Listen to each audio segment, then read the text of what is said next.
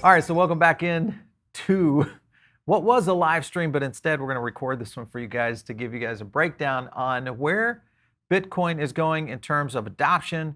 Also, are we seeing a little bit of a move? And what are some of the key things that are really starting to slide into Bitcoin in terms of technology? And that is the Lightning Network. And we'll dive into that today. My name is Paul Barron. Welcome back into Tech Path. We tried to do this on a live stream and we had a small NDI problem, which is basically a technology that connects the live stream to our computers that compresses all our video and sends it out to you guys. That's what broke. But we're going to record this one for you and break down a report that really dives into this. And when you look at the technologies that kind of connect Web3 blockchain, one of the key technologies that are out there is the Lightning Network. And many people, I think, lose sight of really what it's designed to do and what it can do. This report here by Arcane Research, The State of Lightning, Volume 2. And I want to just kind of flow down here to a few points that I want to get into. One is this right here. This is just a quick usage growth, growing fast. You can kind of see it a little bit here on payment volume versus payment count. Up again here in Q4, Q1 definitely growing. But anyway, 410% year over year. Again, this is a big opportunity, I think, even though it is still a very small part of payments overall in general.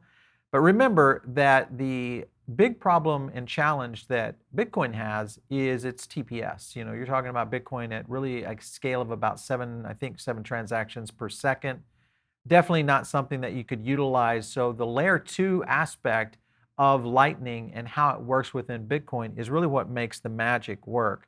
Furthermore, if you look at this data right here, this kind of gets into, in November, high volume deposits and withdrawals to exchanges with a super hot Bitcoin market blurred the statistics.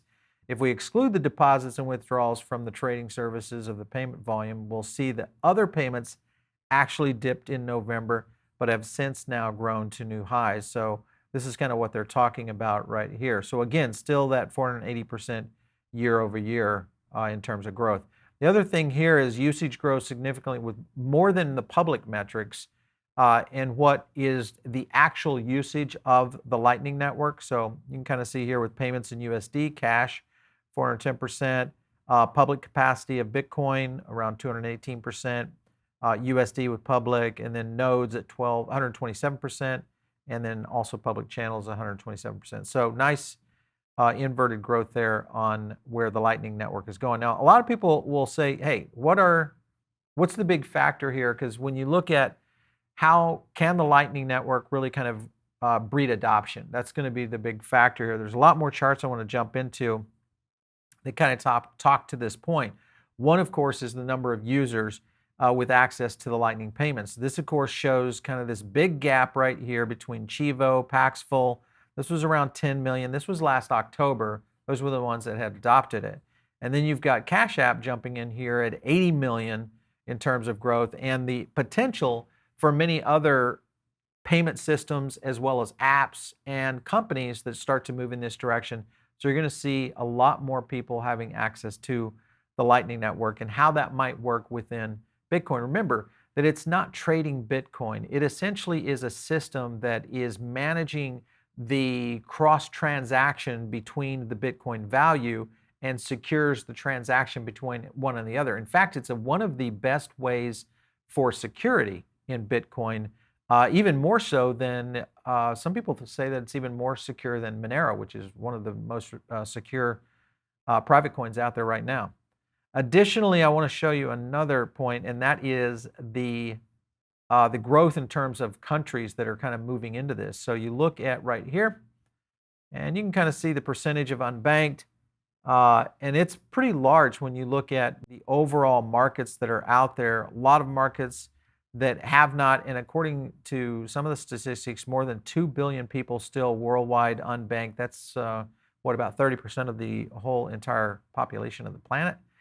So this could be one of those big factors that really starts to help emerging countries, which banking systems in many cases have a lot of fees for transferring on, just being able to get, like an example of Western Union trying to move money from here to, say, Nigeria or other places that have those super huge fees. This is another area where the Lightning Network will, of course, play a big role. Let's take a look here at some of the other things. This is kind of shows the Bitcoin blockchain, how it works. And here's the statement right here.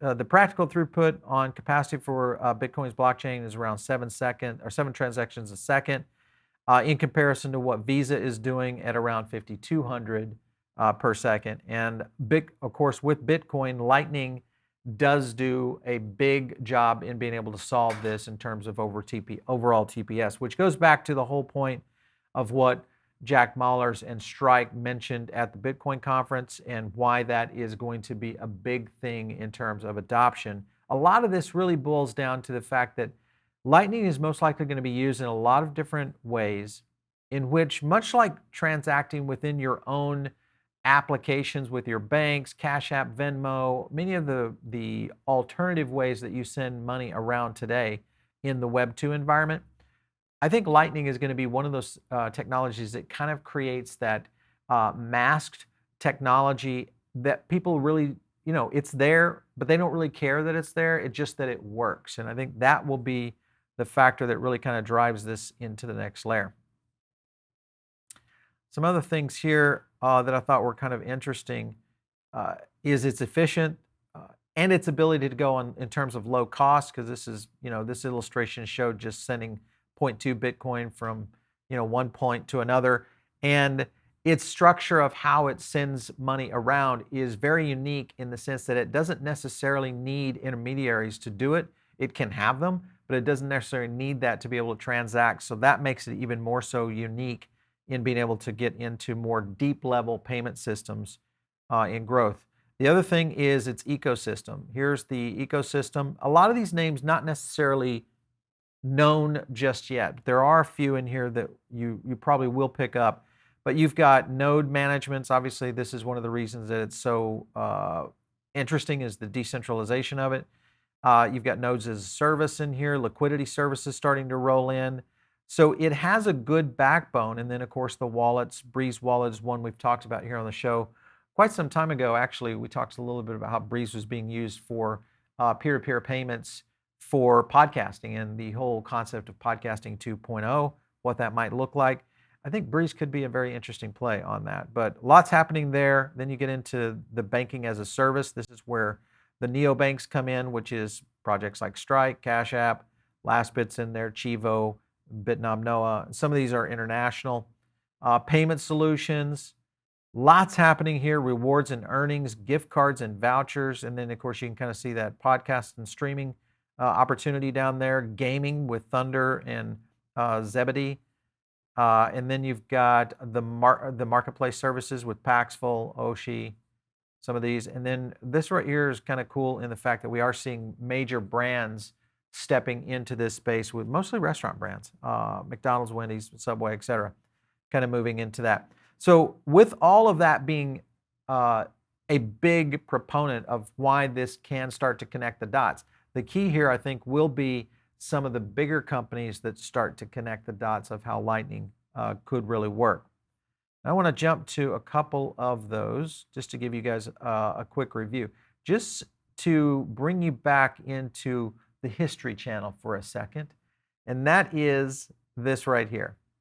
Remember back here, this was back in September of 2020, the IRS was offering a $625,000 bounty for anybody that could break Monero and Lightning. So already Lightning was deemed by the IRS as one of the most secure platforms out there, in so much so that it rivaled a privacy coin. That to me starts to really kind of lean into, what does this do with the privacy of Bitcoin down the road? And how does this maybe actually create even a more secure network of transferring funds? Meaning right now, currently the blockchain is very wide open with Bitcoin and being able to transact and understand what happens within a wallet. But with Lightning, this could start to open up a lot more privacy scenarios within that. This was a story also back in 2021 that kind of talked about this whole point of where Lightning would be going in terms of privacy improvements in Lightning. And they talk about this due to onion routing properties of payments. The router does not know who the rest of the peers are down the path, nor do they come before them. This includes the original sender or final destination, simply meaning when you're sending money, it starts being through the Lightning Network. Senders in the Lightning Network end up having great privacy because of this. The sender knows the destination node, crafts the onion route of payments, and it sends it off. So again, gets back to a scenario where I think for security purposes, as we start to see blockchain really kind of go to the next level, this is one of the knocks on it, especially as regulatory scenarios lean in on this. This could be a big factor of why it's being adopted and could be adopted very quickly. Kind of like a Trojan horse, so to speak. This was also interesting right here. Lightning round surpasses liquid, sea lightning becomes core lightning, and you start to see some of the technology kind of moving into the next layer of how lightning is going to be used. And one of the ways is through things like Breeze Wallet. This is the example about using Breeze. You can actually use this today. You can actually go out and get a Breeze wallet and utilize it even as a point of sale system. If you click their business tab, this was kind of interesting, where you can accept instantaneous Bitcoin payments with the Breeze POS, which is a software POS. But that to me gets into what, and has a lot of similarities to what like Cash App and Square is doing, many of Square being now Block. Many of you may not know that Square actually cut their teeth on point of sale for retail environments. And obviously with what Square was trying to do, it all was really derived around payment systems. This, with what they're doing now with how Cash App and Square, hence Block, is going to integrate, could see some interesting things happen between Breeze and maybe kind of the future of payments around some of these early stage Web3 companies when it comes to payments. Robinhood, not necessarily far behind. Right now, it becomes the latest to integrate Bitcoin's Lightning Network. On the heels of the BitPay and Square this week, Robinhood now has become the latest big player to jump into this. So again, another validation that I talked about earlier is that there's a lot of small companies that have been doing this for quite some time, but now you're starting to see some of the key companies really lean into this.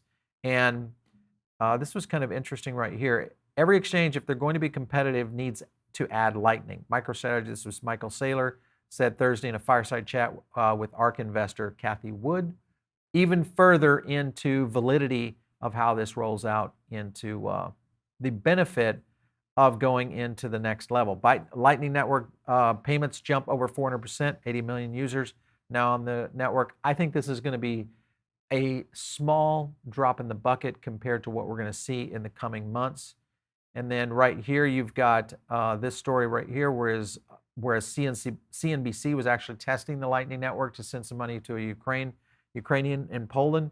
And it actually worked for them. It was a little costly in their particular case, but the reason was because some of the processes that they had to use to get to the ATM, which is the Western Union style aspect that kind of puts a little bit of a front end of a Lightning Network if you're not necessarily core or digitally native to what's happening in cryptocurrency. Meaning if you're just a person and you're trying to get cash and the Lightning Network is using it to transmit to you, you still have to kind of deal with the Web 2 solutions that are out there today to get the cash, which is where the fees often come down. But the fact that they did it, and they said right here, bottom line, it really does work, as well as Bitcoin boosters say it does. Process of downloading crypto wallet on her phone, transferring Bitcoin over the Lightning Network from the US to Poland, and withdrawing the equivalent in a Polish currency from a Bitcoin ATM in the southwest city of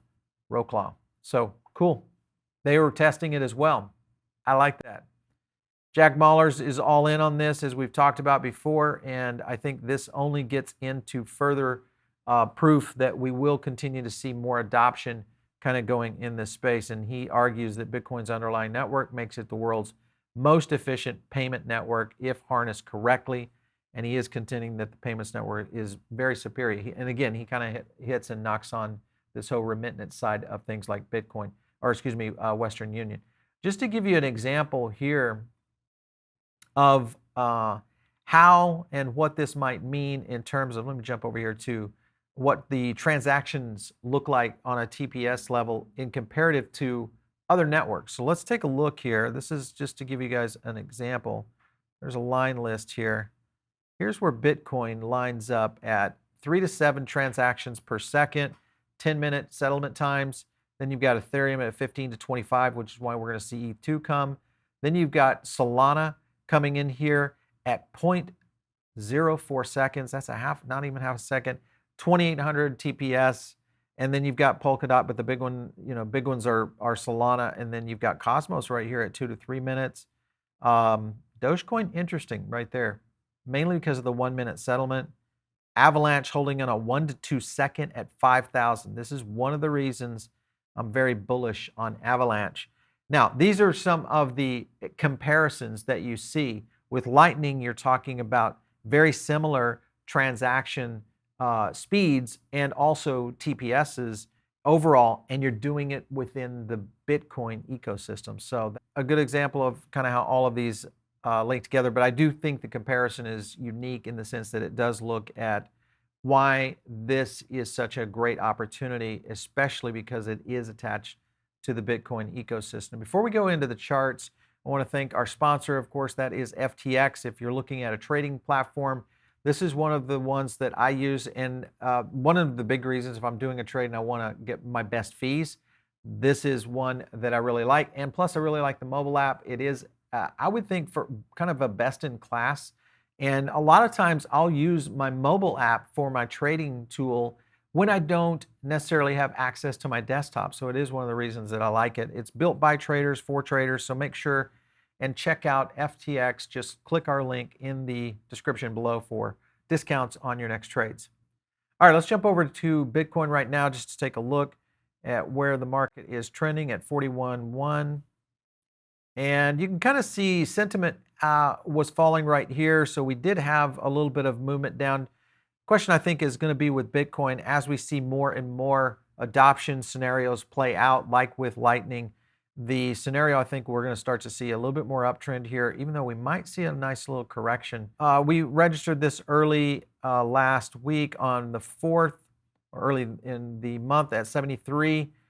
Trending down was Bitcoin was actually still coming down mainly on AMP. And then right here at the bottom, this was on April 15th. This is when Bitcoin had dropped down to 72.31. AMP was the one that was most concerning to me, and that was where it was at 70.38. And then that's where we started to see the uptrend occur. And now we are setting at a 72.13 and an AMP score that is climbing. Now, what does that mean? That means that right now we could see a little bit more money flow coming into Bitcoin. It could stabilize somewhere around 41,000, which would be quite a bit more than what we've seen over the past bit. Now, can it get back up to its high or its short-term high from back here in March 30? This was when it hit 47.5. That will be the big question. I think this is what we're looking at right here and whether or not it can do it. It doesn't have a big sentiment move from a 72.31 to a 72.13. That's a much softer sentiment move, and that is as of today.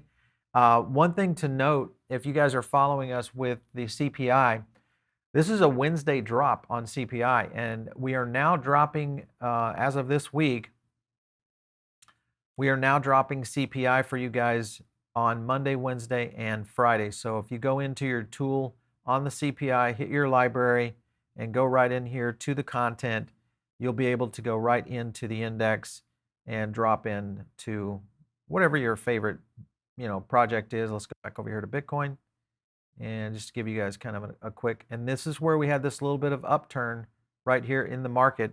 And again, this is where we're dropping on a Monday, Wednesday, or excuse me, a Monday, Wednesday, Friday. This is the first Wednesday we've seen this, but not bad. Market is correcting a little bit, and we got a little bit of an uptrend coming. We'll see if this holds out through Friday with Bitcoin and where it's going. I'd love to get your comments, though. Make sure and drop them in the description below. Kind of your feedback on where you think Bitcoin, is this a fake pump, or are you seeing potential signs of maybe a 45K Bitcoin coming to us? If you guys are listening in over on the podcast right now, make sure and tune in over here on the YouTube channel. This is where we get the charts. It's where we really break down, do a lot of CEO interviews, and really give you guys kind of the inside of what we do here on the channel itself, which is a lot more visual, entertaining. So if you do have the time, YouTube is the place. Make sure and like and subscribe a couple of videos so you'll get notifications when we do go live, hopefully, without running into an NDI problem. But anyway, if you guys want to reach me, it's out on Twitter,